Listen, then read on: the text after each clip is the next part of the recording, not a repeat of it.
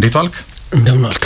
ቅዳሜ በጣም የሚጠበቅ መንደርደሪያ እንድንሰጥ ብዬ ነው። ዓለም አቀፍ ውድድር ይከናወናል። ከአትሌቲክስ ጋር በተያያዘ መዲናችን አዲስ አበባ የአፍሪካውያን መቀመጫ ነች። የአፍሪካ ዋንጫውንም የጀመርነን ትልልቅ ኢቨንቶችን ለማዘጋጀት እንግዲህ በአዲስ ቀለም ላይ ትገኛለች። አንደኛው ደግሞ በዚህ ሚያዝያ ወር የሚከናወነው ሱፐር ሳተርዴይ ፊታችን ቅዳሜ ከነገ በስቲያ ማለት ነው የ2026 እውቅ አትሌቶች የሚሳተፉበት የግራንድ ፕሪ ውድድር ነው።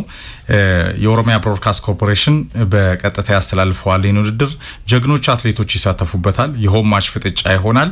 እንደ ጋቢ ቶማስ አይነት አትሌቶች ትናንትና ደማቅ አቀባበል ተደርጎላቸዋል። ግራንድ ፕሪን ማምጣት ከቻልን በቀጣይ ሌሎች ትልልቅ መድረኮችን ለመንደርደር ማሟሟቂያ ይሆናል። በትክክል ያው የዓለም አቀፉ አትሌቲክስ ወርልድ አትሌቲክስ ውድድሮቹን በተለያየ ስያሜ ይሰይማል። ኤፍሬም እንደሚታወቀው ይሄ ግራንድ ፕሪ አዲስ አበባ ላይ የሚደረገው የፊታችን ቅዳሜ የሚደረገው ግራንድ ፕሪ በነሐስ ሌቭል በብሮንዝ ሌቭል በነሐስ ሌቭል ያለ ውድድር እንደሆነ ይታወቃል። ኢትዮጵያ ለመጀመሪያ ጊዜ ነው እንግዲህ በውድድሩም ታሪክ የዓለም አቀፍ የአትሌቲክስ ውድድሮችን ለማስተናገድ ይሄ ትልቁ አጋጣሚ ነው። 16ኛው የአፍሪካ አትሌቲክስ ሻምፒዮናን ያስተናገድንበት አጋጣሚ አለ። ከዛ ውጭ ግን የዓለም አቀፍ ይዘት ያላቸውን ውድድሮች በየትኛውም ደረጃ ላይ ያሉ ውድድሮችን ስታስተናግድ ግን አዲስ አበባ ኢትዮጵያ የመጀመሪያዋ ነውና በጣም በትልቁ የሚጠበቅ ውድድር ነው። ወደፊት ብዙ ከተሞች አሉ የአትሌቲክስ ውድድሮች ዲዛይን የሚደረግባቸው። ከነዛ መካከል ከተማችን አዲስ አበባ እንድትገባ ትልቅ አጋጣሚ የፈጠረ ነበር ማለት ይቻላል። አፍሪካውያን ኮከቦች፣ ኢንተርናሽናል ኮከቦች፣ የሀገራችን ታዋቂ አትሌቶች በዚህ ውድድር ላይ ይሳተፋሉ። ቅድም የጠቀስካትን ጋቢን ጨምሮ የ100 ሜትር የአፍሪካ ፈጣኑ ሰው ፈርዲናንድ ኦማኒያላን እንዲሁም ደግሞ ዳሊያ መሐመድ በኦሎምፒክና በዓለም ሻምፒዮና የ400 ሜትር መሰናክል ሯጭ ነች እና ሌሎችም አትሌቶች ይኖራሉ ተብሎ ነው የሚጠበቀውና ኢትዮጵያን በጣም የሚወዱትን የአትሌቲክስ ውድድር በቀጥታ በአካል እንዲከታተሉ የሚችሉበት ትልቅ አጋጣሚ ነው ብሎ ማሰብ ይቻላል። ከ100 ሜትር ጀምሮ የ200 ሜትር ስፕሪንቶች አሉ። የሚድል ዲስታንስ እና መካከለኛ ዲስታንስ፣ የሎንግ ዲስታንስ ውድድሮች ይኖራሉ። ኢትዮጵያን ጎልተው ይወጡባቸዋል ተብሎ የሚታሰቡ የምስራቅ አፍሪካ አትሌቶች ጎልተው ይወጡባቸዋል ተብሎ የሚታሰቡና ለኢትዮጵያ አትሌቲክስ ትልቅ አጋጣሚ ነው። ኢትዮጵያ ላንድ ኦፍ ራነርስ የሚል ቅጽል ስም ያላት ሀገር ነች ኤፍሬም እንደሚታወቀው። ነገር ግን በሩጫ ደረጃ ከብዙ የአፍሪካ ሀገራት አንጻር ወደ ኋላ የቀረንባቸው እንደ ሞሮኮ በማራካሽ ታስተናግዳለች፣ ሴኔጋል ዳካር ላይ፣ ኬንያ እንኳ የግራንድ ፕሪ ውድድሮች አሏት፣ የኪፕ ኬኖ ክላሲክ አላት። ሌሎችም የአፍሪካ ሀገራት ቀድሞ ውድድሮችን ጀምረዋልና አሁን ኢትዮጵያ ምን ያህል ወደ ዓለም የስፖርት መድረክ መምጣት የምትችልባቸው አጋጣሚዎች እየተፈጠሩ መሆናቸውን የሚያሳይ ነው። በጣም በጉጉት ይጠበቃል። ተመልካቾች በነጻ መግቢያ ስቴዲየም በመገኘት ለስፖርቱ ያላቸውን ፍቅርና ኢትዮጵያ የሯጮች ምድር መሆናቸውን ማሳየት ይኖርባቸዋል። ዘርዘር ያሉ መረጃዎች በዩቲዩብ ገጻችን ላይ እናሰፍራለን። የመግቢያው ሰዓት እና የተለያዩ ነገሮችን በተመለከተ መረጃዎች ተጠይቀናል። ይፋዊ መረጃውን በፌስቡክ ገጻችንና በዩቲዩብ ገጻችን ላይ እናደርሳለን። ኤፍሬም ትንሽ ሌቴሞን ነገር አለ።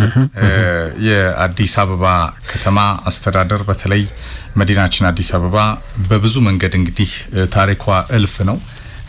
ከገጽታ ግንባታ አንጻር ታላቅ አሻራ ያለው ውድድር ነው። ግን ቴክኒካሊ በተለይ በኢትዮጵያ አትሌቲክስ ፌዴሬሽን ቴክኒካሊ ደግሞ ሌት አወር ላይ አሁን ብሮድካስቲንጉ ሌት አወር ላይ ነው የተለየው። ሌት አወር ላይ ነው ሰዓቱን ጭምራውን እስካሁን እኛ እናቅ በደንብ ሪቪል አልተደረገም። ከሰዓት በኋላ ነው የሚደረገው። ግን ሰርገኛ መጣ መሆን አልተገለጸም። ከሰዓት በኋላ ይካሄዳል። ግን መሆን ነበረበት። ሰርገኛ መጣ እንዳይሆን አንዳንዴ ኢንቨስትመንታችን ትልቅ ሆኖ ሁሉን ነገር ሌት አወር ላይ የምናመጣበት ኦፍ ኮርስ ከልምድ አንጻርም ሊሆን ይችላል። ነገር ግን ጅምሩ በጣም አሪፍ ነው። ግራንድ ፕሪን አይደለም ኢትዮጵያ የዓለም አትሌቲክስ ሻምፒዮናን የአፍሪካ ዋንጫን ማስተናገድ ነበረባት። በጣም የዘገየች ሀገር ስለሆነች ነው ፍቅር አቅማችንን ፖቴንሻላችንን አንዳንዴ ታሪክ አይበላም። ነገር ግን ከታሪክ መማር አለብን። ያለ ትናንት ዛሬ ስለማንደርስ ያለ ዛሬ ነገን ስለማንሻገር ይህንን በጣም ባከበረ ደረጃ የሯጮች ምድር ነች። ላንድ ኦፍ ራነርስ ትባላለች። ኢትዮጵያ የእውቅ አትሌቶች መገኛ ምድር ነች። በአበበ ቢቂላ ሀገር በኃይሌ ገብረስላሴ ወይ በደራርቱ ሀገር እነ ጋቢ ቶማስ መጥተው መሮጣቸው ለነሱ ነው ክብር። ከነ ኃይሌ በላይ ከነ ጥሩነሽ በላይ ስፒድ እኮ በመጣ ወቅት እነ ጥሩነሽን መለየት ተስኖት አይተናል። ለምን ይመስላል? ምንድን ይልበሳችሁት? በጣም ነው የሚያስቀው። ኮስፒድ እንደ ውሻ ሲጮህ የሚውል ጥሩነሽን ሳያቅ ሲቀር አስበው አረንጓዴ ቢጫ ቀዩን ለብሰው ያው ይሄ ኮሙኒኬሽን ችግራችን ነው።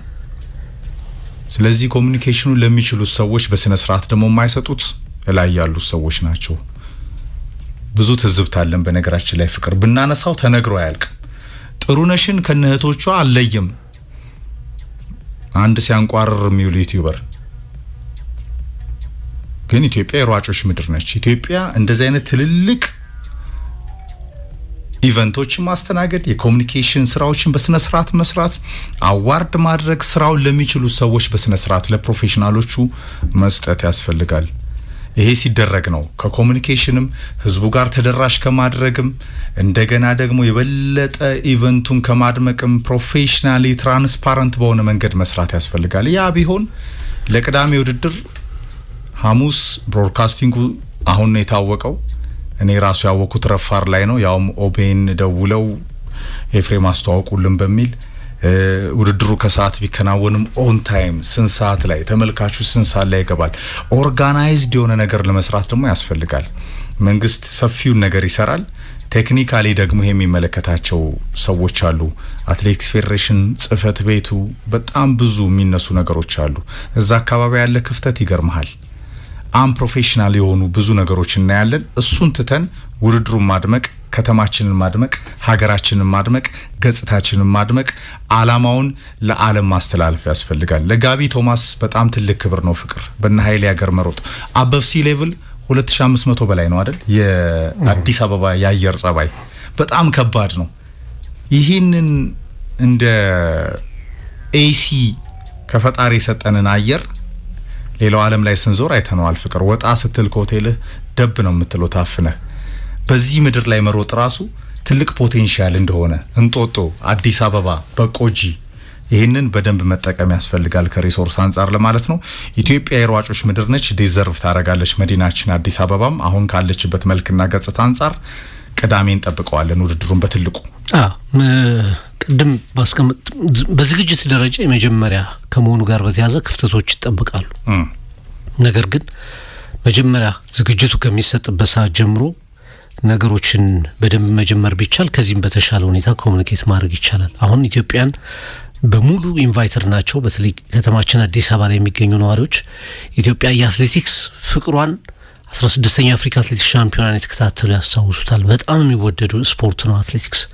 ውጤቱ ነው እንደውም ያሽቆለቆለ ተመልካቹን የሚያበሳጨው እንጂ በጣም የሚወደድ ስፖርት ነው። ከዚህ አንጻር ሀገራችንን የምናስተዋውቅበት ውድድር ስለሆነ በነቂስ በመውጣት ይህንን ውድድር እንድንከታተል የራሳችን አትሌቶች እንድናበረታታ ወደፊት ከብሮንዝ ያደጉ ውድድሮች እንደ ሲልቨር፣ ጎልድ ውድድሮች አሉ፣ የወርልድ አትሌቲክስ ውድድሮች፣ እነሱን የማግኘት እድላችን ሰፊ እንዲሆን በተለይ አዲስ አበባ ሲጠናቀቅ በትልቅ ኢንተርናሽናል ኢቨንት ለመክፈት የኢትዮጵያ አትሌቲክስ ፌዴሬሽን የዓለም አትሌቲክስ ሻምፒዮናን የመጠየቅ ሀሳብ አለው። እንደዚህ አይነት ውድድሮች ከተሳኩ ነው እዛ ላይ ክሬዲት የምታገኘውና የተሳካ እንዲሆን ሁሉም ርብርብ እንዲያደርግ መልእክታችንን እናስተላልፋለን። ውድድሩ የተሳካ እንዲሆን ምኞታችን ገልጻለን። ከውድድሩ በኋላ እንዳልከው ትዝብቶቻችንን እናቀርባለን። ፒኤስጂ ከባየር ሙኒክ፣ አርሰናል ከአትሌቲኮ የአውሮፓ ቻምፒየንስ ሊግ ሰሚፋይናል ተፋላሚዎች ናቸው። ማክሰኞ ዕለት ባርሴሎና ከአትሌቲኮ የነበረው ጨዋታ ፍቅር ላሚን ያማልና የላማሲያ ፈርጦች የሚችሉትን ሁላ ለላሬሞንታዳው ጥረት አድርገዋል። የአትሌቲኮ ታታሪ ንቦች በተለይ እንዳሰልጣኛቸው ወርክሬታቸው ከፍ ያለ በጣም የነቁ ኮከቦች ግን ባርሴሎናን በድጋሚ ገንድሰዋል ፍቅር። ከዛ ውጪ ሊቨርፑል ለላሬሞንታዳው ምኞት ብቻ ነበር የነበረው። ይሄ አልጋ ላይ ተኝተ ታልማለህ ግን ምኞቱ የለም። ያንን አንፊልድ ላይ አይተናል። የክሎፕ ሊቨርፑል ሜሲን የመሰለ ጀግና የያዘውን ባርሴሎናን እንኳን ምን እንዳደረገው የቅርብ ጊዜ ትውስታ ነው። ማክሰኞ አቅርበነዋል እሱን ፕሮግራም። ትናንትና ሪያል ማድሪድ ፖቴንሻሉ ነበረው ከነኮከቦቹ ኤድዋርዶ ካማንቪጋ የተባለ ተጫዋች የጓደኞቹ ልፋቱላ ገደል ከቷል። ባየር ሙኒክ የተሻለው ቡድኑ ነው አልፏል። ከዛ ውጪ ደግሞ የአርሰናልና የሊዝበን ጨዋታ ፍቅር ያንን ለተከታተለ እግዚኦ ነው የሚያስብለው። በባርሰሎና በሁለቱም ሌጎች ላይ በራሱ ተጫዋቾች ስህተት ገደል የገባ ቡድን ነው። እኔ አምናም በጣም ያስቆጫል አይደል? ባርሰሎና በኢንተር ሚላን የተሸነፈው ባርሰሎና በጣም ያስቆጭ ነበር። ዋንዳ ሜትሮፖሊታኖ ሄዶ ኤፍሬም በ4 ደቂቃ ውስጥ ጎል አስቆጥሯል። በ24 ደቂቃ ውስጥ የአትሌቲኮን 2-0 መሪነት አጥፍቶታል። ባርሰሎና ከፊት ባሉ ተጫዋቾቹ የተለየ ነው። አሁን ላሚን ያማል ልፋቱ ክህሎቱ አሁን ያንን ጨዋታ የተከታተለ ምን አይነት ባለተሰጥኦ ተጫዋች እንደሆነ በደንብ የበለጠ ያሳየበት ነበር። ግን ልፋት ሁሉ መጨረሻ ባዶ ሆነ። ምክንያቱም ሃንስ ፊሊክ የሚከላከል ቡድን መስራት አልቻሉም። ውጤት ማስጠበቅ ኢቭን እንኳንም ነገር ውሳኔዎቻቸው በመጀመሪያው ጨዋታ ላይ ኩባርሲ ከዛ ደግሞ ማነው ጋርሲያ በጣም እብደት የተሞላበት ውሳኔዎች ወሰኑ። በሁለቱ ሊጎች ላይ በራሳቸው ተጫዋቾች ተሰናበቱ። ማድሪድ ተመሳሳይ። ማድሪድ ባለፈውም ስናነሳ ነበር 2-1 ሲሸነፍ የሳምንት ስናነሳ ነበር ኤፍሬም። በእርግጠኝነት ማድሪድ አሊያንዝ አሬና ሄዶ ጎል ያገባል እንደ ልብያው ምንም ጥርጥር እንደሌለ ተናገርን። አንደኛው ደቂቃ ላይ ነው የጎሉ የተቆጠረው የማኑኤል ኖየርን ተጠቅሞ አርዳ ጉለር አገባ። ባየር ሚኒክ እንደገና ማድሪድ አገባ። ባየር ሚኒክ አገባ። ማድሪድ ምን አይነት ድንቅ ጨዋታ ነው የተመለከትነው ትናንት። የፍጻሜ ጨዋታ ሁለቱ ቡድኖችን የሚመጥን በደርሶ መልስ 9 ጎል አካባቢ የተመለከትንበት እንከን የሌለው በእግር ኳስ ገለልተኛ ብትሆን እና እግር ኳስን ብቻ የምትወድ ብትሆን አንዲት ነገር የማታጣበት ጨዋታ ነበር ትናንት። ኢቨን እኔ በስልክ ማድሪድን ሳይቆየውና በገለበጥከው ኋላ አዞርኩት። ለምን መሰለህ? በስልክ ራስ እኮ ያየው አይመጣም። ለምን መሰለህ? የዛኛው የምታየው ነገር ሌላ ነው፣ እዚህኛው ላይ የምታየው ሌላ ነው። እግር ኳስን የምትመለከት ከሆነ ኤንድ ቱ ኤንድ የማድሪድ ካውንተር አታክ በደርሶ መልስ ማለፍ ያለበት ቡድን ባየር ሚኒክ ነው። ምንም ጥርጥር የለው ማለት ጥሩ ቡድን ነው። እውነት ለመናገር ቪንሰንት ኮምፓኒ የሰራው ቡድን ከወገብ በላይ በተለይ እንዴት አይነት አስደናቂ ቡድን እንደሆነ መቼም ዘንድሮ መረዳት ይቻላል። 34-38 ወደ 40 የሚጠጉ ጎሎችን በቻምፒየንስ ሊጉ ላይ አስቆጥሯል። ምን አይነት ድንቅ ቡድን ነው። አታላንታ ላይ ብቻ 10 ጎል አስቆጥሯል። ሪያል ማድሪድ ላይ 6 ጎል አስቆጥሯል። ምን አይነት አስደናቂ ቡድን ነው። ግን ማድሪድ ሁልጊዜ ቡድኑ ጥሩ ባይሆን እንኳን ኢንዲቪጁዋሎች ደግሞ ታሪክ ይቀይራሉ። የኬሊያን ምባፔና የቪኒሲየስ ጁኒየር ጥምረት ሶስተኛው ጎል የተቆጠረበት ኤፍሬም ምን አይነት አስደናቂ ጎል ነው። ያ ሁሉ ተከላካይ ተጠቅጥቆ እንደዚህ አይነት ጎል የተሳቱ ኳሶች ማኑኤል ኖየር ያዳናቸው ስትወስድ በጨዋታው ኳሱን ፖሰስ በማድረግ የተጫነ በመምሰል ባየር ሚኒክ ሊሻል ይችላል እንደሆነ እንጂ ማድሪድ ሁሌ በስሙ ልክ የሚገኝ ቡድን መሆኑን የተመለከትንበት ጨዋታ ነበር።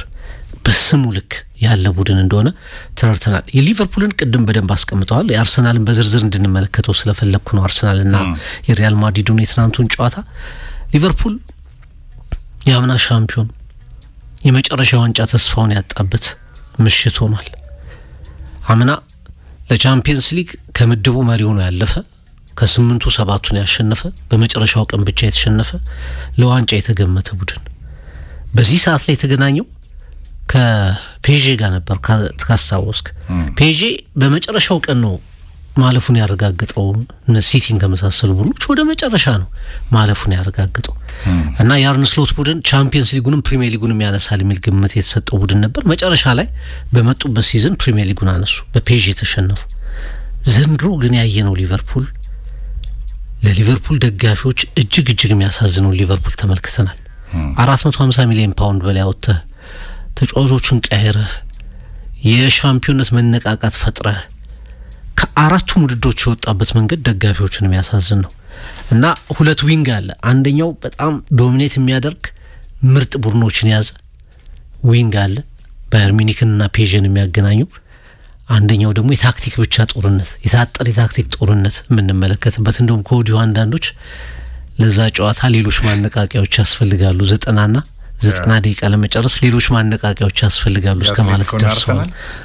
በታክቲካል ባትል እንደሚሆን መገመት ይቻላል። በአንጻሩ ፔዤ ከባየር ሚኒክ ደግሞ ኦልሞስት በጣም ማራኪ እግር ኳስ እንደምንመለከት ያረጋግጥንበት ጨዋታ ነው ማለት ይቻላል።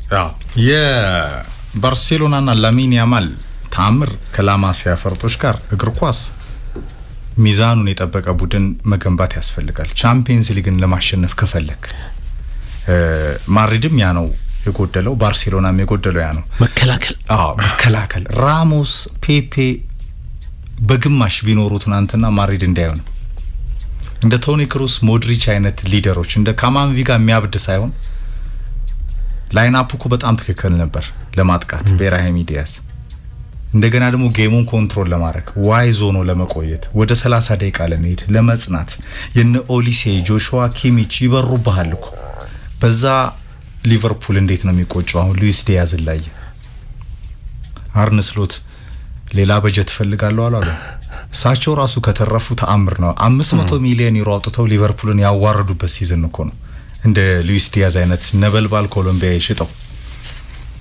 ማድሪድ ያንን ተቆጣጥሯል ግን በጣም በቀላሉ የሚገባበት የተሞከረው ሁላ የሚገባበት ነፃ ኬላ ይመስል ነበር የተከላካይ መስመሩ ባርሴሎና ሚያ ነው ካምና አንስቶ ፍቅር ስለዚህ ሁለቱ የክላሲኮ ጀግናዎች ለምን እንደወደቁ እግር ኳስ ቻምፒየንስ ሊግ ዳግም ያሳያቸው ለኔ ይመስለኛል ኤልቹሎ ካርሰናል ሰሚ ፋይናሉ 180 ደቂቃ በጣም የሚያነቃቃ ነገር በጣም እየተጠቀምክ ካልሆነ እንቅልፍ ሊመጣ ይችላል ተብሎ ነው የሚታሰበው ኤቭራም ያንን ነው የሚለው አንሶላና ፍራሽ ነው ያለው ይሄን ጌም ለምክንያቱም ታክቲካሊ ሁለቱ ቡድኖች አንድ አይነት ከመሆናቸው ግን አርሰናል የቡድኑ ማን ነው የሲዝኑ የቻምፒየንስ ሊግ ምርጡ ቡድን ነው ባለመሸነፍ የመጀመሪያዎቹ 8 ጨዋታዎች ላይ በተለይ የምድብ ጨዋታዎች ላይ ምርጥ ነበር 4 አግብቷል ባየር ሙኒክን ገንድሷል አትሌቲኮ ላይ 4 ያገባ ያው በ14 ደቂቃ ኢንተርናሽናል ያላደረገው ነገር የለም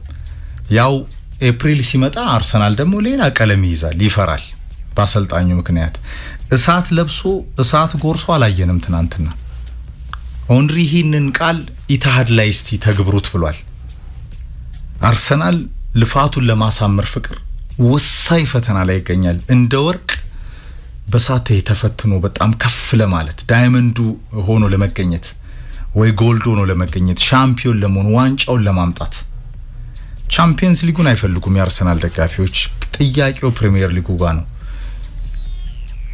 ነገም ከነገ ወዲያም በሚኖሩን የሶሻል ሚዲያ ፕላትፎርሞቻችን ላይ ምናነሳው ሐሳብ ይኖራል እሁድም በቀጥታ ስርጭታችን ከሬዲዮ ለአርሰናል ጀጅመንት ዴይ ነው ለአርሰናል የዱ ኦርዳይ ጉዳይ ነው ኢታድ ለአርሰናል ወርልድ ካፕ ፋይናል ነው ከጨዋታ ስታይል አንፃር እንዳጠብቁ ብለን ነበር አይደል እኛ ስላልን ሳይሆን አርካርቴታ አይጠበቅም በጣም ፋየር እናደርጋለን ብሎ ነበር በቃ ሰዓት ለብሰን ሰዓት ጎርሰን በጣም የተንቦገቦገ የሚንቀለቀለውን የጨዋታ ስታይል እናሳያለንና ወረን እንጫወታለን አልታየም ሰዓት ለብሶ ሰዓት ጎርሶ ትናንት ኢታር ላይ ይታያል የመድፉ ደጋፊዎች በመንታ መንገድ ሆነው የሚጠብቁት ነው በስጋትም በተስፋ ኦንሪ ያንን የተናገረው ፔጂ ፍቅር የእንግሊዝ እግር ኳስ ክለቦችን ያፈራረቀ የጎል ዝናቡን ያጠጣ ቡድን ነው እኔ ከማድሪድ በላይ በጣም የተዋቀረ ባላንስ ከፓቹ አንስቶ ኮሎምቢያ የተከላካይ እስከ ማርኪኒዮስ ከሜንዴዝ እስከ ሐኪሚ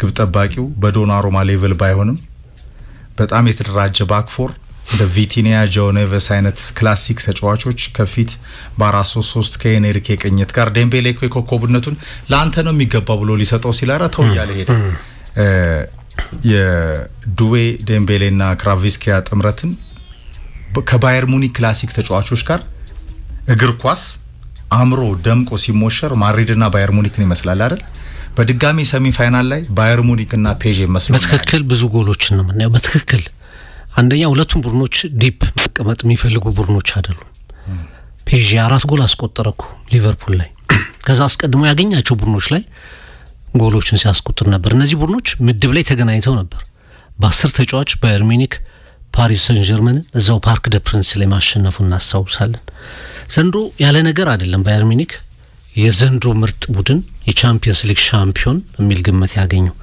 ግን ደግሞ ቀላል የማይባል ተጋጣሚ ያምና ሻምፒዮኖቹ እንደ ተጋጣሚዎቻቸው መቀየር የሚችል በጣም ኢነርጄቲክ ባላንስ የሆነ ቡድን አላቸው ዘንድሮም ሉዊስ ኤንሪኬ ለባየር ሙኒክ ቀላል ፈተና የሚሆን አይመስለኝም 2020 ፍጻሜ ነበር እንደምናስታውሰው ሙኒክ 1-2 አሸንፎ ነበር አሁን ግማሽ ፍጻሜ ላይ ተገናኝተዋል አርሰናል ቅድም ባስቀመጥከው ነው ሚኬል አርቴታ ትናንትና ከፕሬስ ኮንፈረንሱ በፊት የተለየ አርቴታን የተመለከተ ነው በቃ ተፈራ ሲሉት የምን ፍራት እሳት ነው ልቤ ውስጥ ያለው እና አይሞን ፋየር ሚል ነገር ተናገረ ደጋፊዎቹም ያንጠብቀዋል እውነት ለመናገር መጠበቅም አለባቸው ምክንያቱም የበርንማውዙ ሽንፈት በጣም የሚያንገበግብ ስለነበር የሳውዛምፕተኑ የማንቸስተር ሲቲ ሽንፈቶች የሚያንገበግቡ ስለነበሩ ከትናንቱ ጨዋታ ዋናው መልካም ነገር አርሰናል ወደ ሰሚ ፋይናል መግባቱ ነው። ቤትም መንገድ ቢሆን ወደ ሰሚ ፋይናል መግባቱ ነው። በተለይ በመጀመሪያው አጋማሽ ስቲል በፖሴሽን አርሰናል የሚበልጠው አደገኛ ሙከራ የሚያደርገው ቡድን ስፖርቲንግ ነበር። ራሱ ችግር ያለበት ቡድን ሆኖ ነው እንጂ በ90 ደቂቃ ውስጥ አርሰናል በሚጠበቀው ልክ ቀርቶ ጠጋ ያለ ደጋፊውን ያስደሰተ እንቅስቃሴ ማሳየት አልቻለም። እንደው ካስታወስክ የበርንማውዙም ጨዋታ ተናገረ። ምሳችሁን ራታችሁን ቋጥራችሁ ነው አለ። ቋጥረው መጡ። ውጤቱ ግን የቋጠሩትን እንዲበሉ የሚያደርግ አልነበረም። እንደምታስታውሰው ከዚህ ጨዋታም በኋላ ተናገረ። እሳት ታያላችሁ ኤምሬትስ አለ። ብልጭታ አላየንም። እሳትም የለም ምንም ብልጭ ያለ የመጀመሪያው 2 ደቂቃ ላይ ኳሱ እንደተመታ አይታችኋል። እንቅልፍ የሚያመጣቸው ቀጥታ እንደተመታ ኳሱ እንደተጀመረ 6-7ቱን የአርሰናል ተጫዋቾች በረሩ ወደ ገቡ እንትን ውስጥ በቃ የ90 ደቂቃ ይቀጥላል ስትል ከ5 ደቂቃ በኋላ ፌድ አደረገ አርሰናል። እኔ የስኳድ ሮቴሽኑ በቃ በጥብጦታል የሚል ሀሳብ አለኝ። እኔ አሁን በሞራል በምን ብቻ የምታነሳሰው አይደለም ሮቴሽኑ። አሁን ለምሳሌ ዙቢሜንዲ ከ32 ጨዋታ 31 ጨዋታ ጀምሯል በፕሪሚየር ሊግ 47 ጨዋታዎችን አጫውቶታል። ደክሟል። በትናንቱ ጨዋታ የተሻለው ዙቢሜንዲን ተመልክተናል። ማን ኦፍ ዘ ማች ነበር። ግን ነው የምነግርህ ቶፕ በነበረበት ጨዋታ ብዙ ኳሶች ወደ ኋላ ነበሩ። ባክፓስ አርሰናል ወደፊት አይሄድም፣ አይሻገርም ቡድኑ። ዮኮሬሽ ሁልጊዜ በቃ አንደር ፐርፎርመር የሚመስለው ኳስ ወደፊት የአርሰናል ኳስ ወደፊት አይሄድም። ቡድኑ ነበር ግን ሮቴሽኑ አልነበረም። ሚስፕሌስ ፓሶችን ሲያደርግ ኔጌቲቭ ፕሌዎችን ሲያደርግ አርሰናል ተመልክተናል። ትናንትም አሁን ዴቪድ ራያ አንድ ኳስ አይተዋል አይደል? የመጀመሪያው አጋማሽ ላይ በትሪ ነው የሰጠው ለስፖርቲንግ ሊዝበኑ ተጫዋች። ይህንን የት ተመልክተናል? የበርንማውዙ ጨዋታ ላይ ተመልክተናል። ገና በ10 ደቂቃ ወደ ኋላ ፓሶቹ እየበዙ ስለሆነ የአርሰናል መከላከል በጣም እየተጋለጠ መጥቷል እና ይሄ በሲቲው ጨዋታ ላይ ትንሽ አሳሳቢ ሆኖ የሚገኝ ይመስለኛልና ክሬቲቪቲ የለም። በተለይ ክሬቲቪቲ ኤዜ የተሻለው ተጫዋች ነው። ግን አሁንም ለኔ አርሰናል ኦዴጋርድ ፕራይም ታይሙ ላይ የነበረውን ኦዴጋርድ የሚፈልግ ይመስለኛል። ማለት በዛ ደረጃ ያለ ክሬቲቭ ተጫዋች አሁንም የሚፈልግ ይመስለኛል። ቀያሪዎቹን አይተህ ከሆነ አሁን ልክ እኔ ስለ ቪክተር ዮኬሬሽ አድማጮች የትናንትናውን ጨዋታ እንዲመለከቱ እፈልጋለሁ። ለምን የተቀየረው? የመጀመሪያው አጋማሽ ላይ ኳስ ብዙ አይነካም። በራሱ ጥረት ነው ያገኘው። አይተው ከሆነ ማን ይሰጣል? ሲወጣ ተቀይረው የገቡት ጄሱስ እና ካይ ሃቨርትዝ አንዳቸውም የስፖርቲንግ ተከላካዮችን ማስቀረት አልቻሉም። እሱ እያለ አርሰናል በ2 ሰከንድ አፍ በተጠጉበት ልክ በስፖርቲንግ ሊዝበኖች አልተጠጉትም። ያለ ኳስ ኮንትሪቢዩሽኑ ትልቅ ነው። አርቴታ ግን እኔ በቃ ቀጥታ ለውጦ ያስወጣዋል እና የአርሰናል አጫወት ለኔ ለሲቲውም ጨዋታ አሳሳቢ ነበር። ትናንት መልካሙ ነገር ማሸነፉ። ከዛ ውጪ ግን እሳቱን አልተመለከትነውም። ኦንሊ በቃ እሳቱን ዛሬ አላየነውም። ኢታድ ላይ እሁድ እንመልከተው። ሌላ አማራጭም የለውም አርሰናል ኢታድ ውስጥ ባለፈውም ስናነሳው ነበር። እኔ እናንተም በደንብ አጽንኦት ሰጥተን ስናነሳው ነበር። ለኔ አርሰናል የሚድንበትም ሲዝኑን የሚጥልበትም ምሽት የኢታዱ የእሁድ ምሽት ነው ብዬ ነው ማስበው። ስለ መከላከል ጨዋታው፣ ስለ ባክፎሩ፣ ስለ ሴት ፒሱ አሁን ድረስ ስለመጣበት መንገድ የምናወራበት ታይም አይደለም። ዓለም የሚያወራበት ታይም አይደለም። ፐርፎርም የምታደርግበት ታይም ነው። ተወርቶለታል፣ ተወድሷል። ያሸነፈበት ወርክ ሬቱ፣ በርካታ ጨዋታዎችን ማሸነፉ፣ ክሊንሺቱ፣ በጣም አለርት ኮንክሪት ባክፎር የተባለበት ሳሊባ ሱፐር ማጋሊሽ ቢጋቢ ምናምን የተባለበት አልፏል። በቃ ሴት ፒስ አልፏል። አሁን ይህ ሁላ ተወድሶ መጥቷል።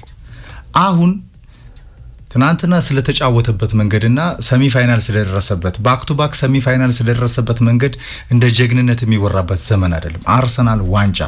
አርሰናል ቦሪንግ ተብሎም ዋንጫ ካሸነፈ የትም ፈጭቶ ዱቄቱን ካመጣ ይወደሳል። ያምጣና ነው ጥያቄው። እሳት ለብሰን እሳት ጎርሰንም ሆነ ማሳየት ነው። ደንዝዘህ እንደዚህ እንቅልፍ የሚያመጣ ጨዋታ ግራ ከገባው የጨዋታ ቅርጽና ስታይል ጋር በቃ አሁን ለኤክስኪውዝ የሚቀርብበት ቦታ ላይ አይደለም አርሰናል ያለው የምትለው የምታደርግበት ካላማ ድረስ የምትፈጽምበት ቦታ ላይ ነው። ምክንያቱም ልፋቶቹን ሁላ በታሪክ በወርቅ ማስጻፍ የሚችለው መድፈኛው የ22 ዓመት የዋንጫ ጥያቄውን ሲመልስ ነው። ያኔ ከኖርዝ ለንደን ፎሬቨር ከሰሜን ለንደን ከገኒንግ ፎር ግሬትነስ ዓለም የአርሰናል ደጋፊዎች መለያቸውን ለብሰው አደባባይ መውጣት ይችላሉ። እስካሁን በየጥጋ ጥጉ ተደብቀው ነው ይሄ ቡድን እንዴት ነው አይደለም። በሰቀቀን አለቀ። ቡድኑ እኮ 10 ወር አለፈው። ሚያዝያ ተሻገረ። ሚዜነትን፣ አጃቢነትን፣ ሁለተኝነት እንደለመደ አንደኛ ሆኖ ሁለተኝነትን የሚናፍቀው ቡድን ሆኖ ብቻውን ሮጦ ሁለተኛ ለመውጣት የሚግደረደረው ቡድን ሆኖ ስለዚህ የዱ ኦር ዳይ ጨዋታው እሁድ ሱፐር ሰንዴይ ነው። ፍቅር ከማንቸስተር ሲቲ ከኢትሃድ ይሄ ጨዋታ ላይ እሳት የለበሰው እሳት የጎረሰው የሚንቀለቀለው ቶውና እሱም እኔ አርቴታ ስሜታዊ ሆኖ የተናገረው ይመስለኛል። የሚንቀለቀል ቡድን ስለሌለው ያላዘጋጀውን ሚያዝያ ከየት ያመጣዋል? ፍቅር ትልቅ ነጥብ ያነሳው እኮ ሪሶርሱ አለ፣ አጮቶ አልተፈጠረም፣ ተጫዋቾቹ አለ። አሁን ከየት ይምጣ? ከየት ይመጣል? ዝም ብሎ በአንዴ ይመጣል እንዴ? ውህደት አትወጣም። እኔ አጥሮም ተኝቶም ወዲያ ብሎም ትልቁ ድል ማሸነፍ 1-0 2-0 በየትኛውም የጨዋታ መንገድ በሚታወቅበት አንድ ሴት ፒስ አጌን ደጋግሞ አርጎት ሰከንድ አጌን አይደለም አለያ ደግሞ ድሮ የመጨረሻው የሰርቫይቫሊቲ ጥያቄ በሲቲ አናት ላይ ለመቆየት ማለት ነው። ይህንን ማድረግ ካልቻለ የትኛውም መንገድ ለአርቴታና ለቡርኑ ኤክስኪውዝ አይደለም። ቼልሲን ሰከንድ አፍ ማንቸስተር ሲቲ እንዴት ከነካይሴዶ ኳስ ተቀብለው ነዶኩ ጎል ሲያስቆጥሩ ተመልክተናል። በበርንሞዙ ጨዋታ ራያ 49 ፓስ አደረገ፣ 38 ባክ ፓስ ተቀበለ። ኤፍሬም አማካይ ነው የሚመስለው። ስማ ምን ይል ቲኪታካው እኮ አማካይ ነው የሚመስለው። እና አሁን አርሰናል ይሄ ዲፌንሲቭ አፕሮቹን በቀደም ባስቀመጥከው የሚያስማማኝ ከኦክቶበር ጀምሮ የአውሮፓ ጠንካራው ቡድን ተብሎ እየተዘከረ የመጣ ቡድን ነው። አመቱ ሙሉ ተደነቀ። ከኦክቶበር ጀምሮ እየመራ አስደናቂ ነገር አሁን የምታሳይበት ሰዓት ነው። ሚኬል አርቴታ የሜንታሊቲ ጉዳይ ስለሚነሳ አሁንም ብዙዎች የአርሰናል ትልቁ ችግር ፍርሃት አንዛይቲ ነው፣ በቃ ጭንቀት ነው። አሰልጣኙም ተጫዋቾችም ብለው ስለሚገልጹት ያንን ፕሬስ ኮንፈረንስ ላይ ያንን ማንሳቱ ኤዜም ዛ ፕሬስ ኮንፈረንስ ላይ መናገሩ ተረጋግተናል ምንም ችግር የለው መባሉ መልካም ነገር ነው። እውነት ያንን ፋየር ደግሞ በትንሹ እንኳን ከጨዋታ ጋር አሳይተውት ቢሆን ስፖርቲንግ ሊዝበኑ ጨዋታ ላይ መልካም ነበር። ግን ባጫወቱ የሚታወቀውን አርሰናል ያየ ነው። በውጤቱ ደግሞ መልካም ውጤት ይዞ ነው የወጣው። ስለዚህ የኢታዱን ጨዋታ እንደገና ከጥያቄ ጋር ነው የምትጠብቀው። አርሰናል ፎርዋርድ እንዲያገባ ማንቸስተር ሲቲን እንዲያስጨንቅ ነጥብ ይዞ እንዲወጣ ነው ኤክስፔክት የምታደርገው። አለዛ አንተ ካፈገፈክ ፔፕ የሚመራ አሰልጣኝ አይደለም። እድሉን ለመጠቀም ዌምብሌይ አሳይቶናል። ሰከንድ አፍ ከአጥርህ እንዳትወጣ ማድረግ የሚችል ጫና የሚፈጥር አሰልጣኝ ነው። የበርንሞዙ ጨዋታ ለኔ ኤፍሬም እንደውም ኮሜንታተሩ ሲናገር ነበር መጨረሻ ላይ አርሰናል በጁሮራ ላይ በፍሪኪክ ሰዓት በኮርና ሰዓት ከ20 ደቂቃ በላይ አጥፍቷል። የፕሪሚየር ሊጉ መሪ ቡድን ነው። ኢማጂን ጎል የሚያስፈልገው ቡድን ነው። 70 ደቂቃ ነው አንተ ቶሎ መምታት ነው ያለብህ አይደል? እንዴት ወደፊት መሄድ በጣም የሚሳቀቅ ቡድን ሆኖ ዳርክ አርቱ እኮ ነው። አሁን ይሄ መቀየር አለበት። ማንቸስተር ሲቲ ላይ አርቴታ የተናገረው ሰዓት መታየት መቻል አለበት። ይሄ ትልቁ የሚጠበቅ ነገር ይሆናል። እንግዲህ ሳይኮሎጂካል ፈተናውን ማለፍ ችሏል። በቻምፒየንስ ሊግ ወደ ግማሽ ፍጻሜ ገብተዋል። ቻምፒየንስ ሊግ ግን መተማመን አትችልም። በጣም ክላስ ያላቸው ቡድኖች አሉ። አትሌቲኮ ቀላል ቡድን አይደለም። ከዛ ደግሞ ባየር ሚኒክ የሚለፍ ፓሪስ ሰን ጀርመን የሚለፍ እነዚህ ሁለት ጨዋታዎች ከባድ ጨዋታዎች ናቸው። አይታወቅም አርሰናል ይህንን ዋንጫ ቢመልስ ከትልልቆቹ መካከል ቁጭ የሚልበት ዋንጫ ነው። የምትንቀው ዋንጫ አይደለም። ግን ከባድ ቡድኖች አሉ። ፕሪሚየር ሊጉ ግን አመቱን ሙሉ ማራቶኑን ከፊት ሆነ ሮጠህ ታይተህ መርተህ 9 ነጥብ 11 ነጥብ 12 ነጥብ መፍጠር የምትችልባቸው እድሎች ኖረው በእጅ የገባ ድል እንደገና ለ22 ዓመታት የተሞከረ ባለፉት 3 ዓመታት ሁለተኛው ነው ያጠናቀቀው። ፕሪሚየር ሊጉ ትልቁ ትኩረት የሚያርፍበት ይሄን ዋንጫ ማጣት ትርጉሙ ከባድ ስለሆነ ኢትሃድ ላይ የመጨረሻውን ፍልሚያ እናያለን የሚል እምነት አለኝ። ይህ ሁላ አርሰናል እኮ ከመልካም እግር ኳስ ፍልስፍና ጋር በጣም የሚታወቅ ነው። ከፕሮፌሰሩ ቬንገር አንስቶ አምና ድረስ አርቴታ ያንን ያደርግ ነበረ። ይህንን ሁላ ዲስትሮ ያደረገው ገጽታውን ጭምር ጥሩ የሚጫወተውን አርሰናል ጭምር ያጠፋው ለዋንጫ ሲባል ነው።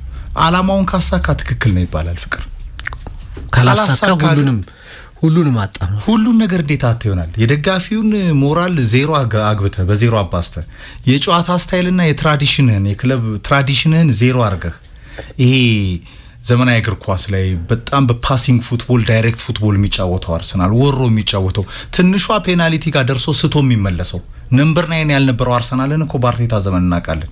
ህብረት ትሪቱን ጭምር ያሳያል እኮ ሰርከሱን እሱን ሁላ ዲስትሮ ያርጓል። ለምን አላማ?